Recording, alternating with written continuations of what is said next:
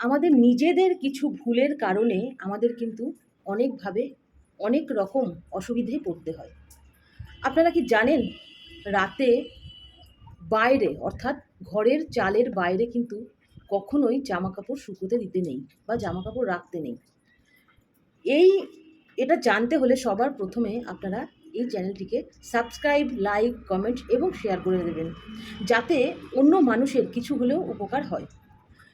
রাতে যে আমরা অনেক সময় অনেকেই দেখছি বাইরে জামাকাপড় রেখে দেন, এর ফল কিন্তু ভয়ঙ্কর খারাপ একটি প্রভাব ধারণ করতে পারে।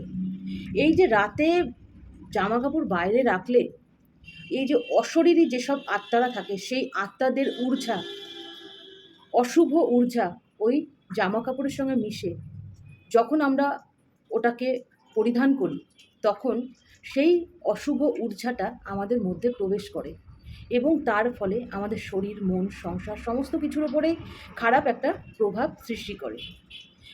এবং দ্বিতীয়ত, যদি রাতে জামাকাপড় ধুয়ে দিয়ে থাকেন বা বাইরে রেখে থাকেন, তাহলে নানা রকম জীবাণু সংক্রমণ হয় ওই পোশাকের মধ্যে।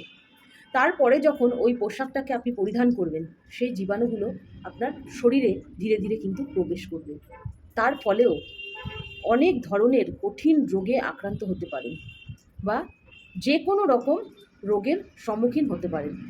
তাই সকলকে একটা কথাই বলবো যে আপনারা কিন্তু আপনাদের ব্যবহার করা জামা কাপড় কখনোই বাইরে রাখবেন না।